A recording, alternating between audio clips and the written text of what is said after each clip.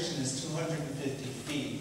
The governor and the attorney general are, as part of this deal, if you will, are saying that it can go up to 400 feet. I'm saying anyway. Yeah, well, this whole area is controlled by the Hawaii Community Development Authority. The height restrictions are not set by the City County of Honolulu. So HCDA can change the height limits if they wanted to, provided there's a public hearing on it. Okay, and then just one more and I'm done. Sure. No, hey, bring it on. What I want to clarify is, if we accept this property proposal, Yes. does it mean we are settling for those 3 items? Yes. As Mr. Minnie will explain to us, and that we are paid from the past to now? Yes. And then will we be receiving income for those 3 items after this? Those items, for example, Bill can answer that. He's going to tell you that part of the airport revenue was based on the use of ceded lands at the airport. Part of that revenue part of the revenue that was generated is no longer being generated because those activities were moved off of ceded lands. So, Bill, more?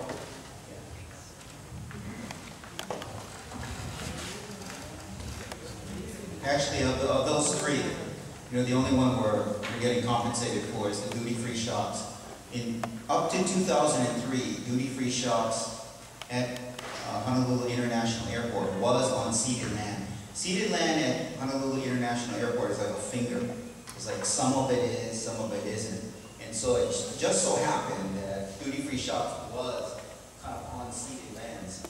But in 2003, they moved off of ceded lands. So there's 136 million, that's it. I mean, we're not going to collect anymore. And the other 2 categories, they rejected anyway. So that's it. Thank you. Okay, other questions? Yeah. Yes, sir. Couple of things. First of all, OHA negotiating with the state of Hawaii is like the thief negotiating with itself. OHA is part of the state of Hawaii. It was created in 1978. And so fundamentally, when you look at that, there's really a perversion there. The thief who stole the land from the people is making negotiations with itself so it can clear itself of liability. And then the propaganda is put out that, oh, you know what, we need to make a settlement because if not, we're going to get nothing. We already have nothing. So that's, if I'm looking at the art of negotiating, then first of all, it should be the people negotiating with the state, not OHA. Fundamentally, that's really perverted. That's right. Secondly, if I'm going to negotiate on my behalf, I'm not going to be walking into the room thinking in my mind that, well, I better take whatever they give. I mean, it's really, really insulting to us here. And as you stated before, Maui, we're not bashful about expressing our feelings. And I'm trying to be very calm and not get full on more about this. But I really, really think, no, let me rephrase that. I strongly believe that if OHA should proceed with this whole shebang and continue to negotiate on our behalf,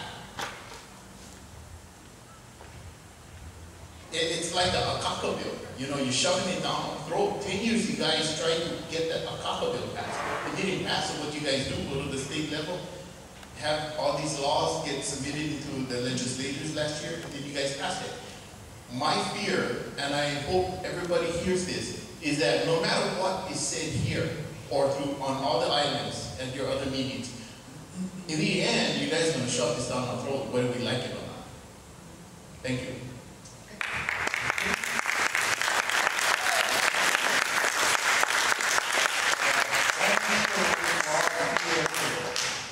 The claims that we're talking about can only be made by the Office of Foreign Affairs. These are not individual claims that can be made by individual beneficiaries.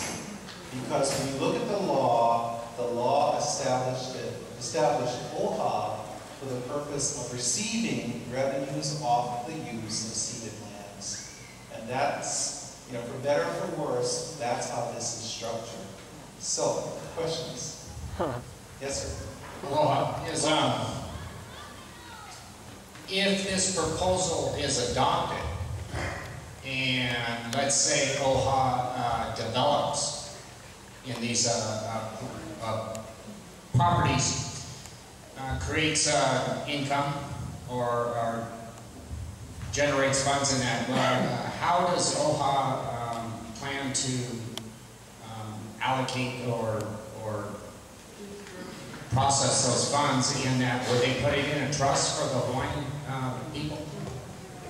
Let me, And then I got a second one. Sure. First, what I failed to mention was that OHA would probably want to master plan all of the 10 parcels. So that's one of the things that OHA will want to do. By master planning, you will determine what the properties could be used for, based on zoning, based on everything else. Now, when you look at these properties, you'll see that many of them are not available to be developed right away because of the leases that are on them. So let us assume that OHA were to develop whatever piece of property that's there. And let's say that we earn revenue off of that property. The money that is earned goes to the public land trust. That's the money that currently is managed by the Office of Hawaiian Affairs. Just to give you an idea, the $15.1 million that we talked about in 2006, that's revenue that's coming in every year.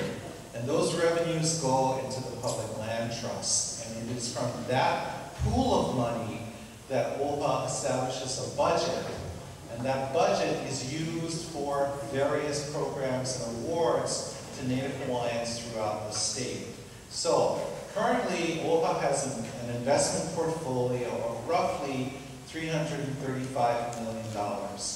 Earnings off of that portfolio is used to support Native Hawaiian programs, in addition to the $15.1 million. So let us assume that we are able to develop one of these properties. And let's assume that we collect $5 million a year off of that property.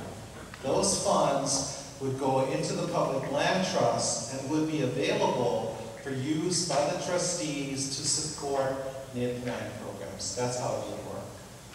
Okay, in terms of the loan leases, in that, and I believe it's duty of care, how dilapidated are these buildings, and is there any concern about like things like asbestos, and would there be liability with that? The only building, there aren't that many buildings that are on these properties. When you look at Parcel A, the the Fisherman's Wharf building is on that piece of property, and it's fairly dilapidated. Honolulu Marine, which is B, is in functioning and working order, so we assume that it is not dilapidated. The John Dominus restaurant has recently been purchased, and we assume that that is in good condition as well. And then the building on the corner, Parcel K, is owned by the state. We assume that that eventually will be, probably doesn't have any serious issues about being dilapidated. When you look on the other side of the park, the warehouse would eventually need to be assessed if it is to be torn down, if there are asbestos or other contaminants. And there's no building on Parcel G. Sure. Yes, sir. Oh, I'm sorry. I'm looking at. I'm sorry. The gentleman here had the microphone. Right after. Sorry. Sorry. Hello, Craig. I gotta learn to pay attention. Thank you, Craig. I just wanted to bring some attention so that, first of all, the first part I want to say is that as a voter for OHA, I am very dissatisfied at what's happening with tonight's meeting. And number one is this, because of the very fact you're using due diligence process. The due diligence process is about taking a process that our native Hawaiian people alike from every island can understand the process that is taking effect since 1978 by the Office of Hawaiian Affairs. And this is 2011 where this is my own personal where OHA and whatever work they've done has failed, has completely failed a due diligence to reach a part like this in revenues, public trust lands, and these complications of so much land agreements since we came statehood, putting everything into OHA's hands. Tonight, Maui stands an empty blank seat, without a representative that's supposed to represent us, by Mr. Mossman. He put in a deed to go someplace else and not filling that position, very important of Hawaiian people. And so now, I'm coming here, what I'd like to do that, Clyde, again, you believe in important people in war I've seen come and go, just like waves, come and go and nothing accomplished. Finally, I would like that the staff, this staff in front here, the three of you guys in front here, I'd like you folks to put the next time you bring these kind of slideshows here, I'd like you folks to look at that map up there and start from Nu'uanu Stream. Add Nu'uanu Stream of how Nu'uanu Stream looked like in the year 1810. Please start, that is where it begins. Give the maps and the overlay, and you have that access, Clyde.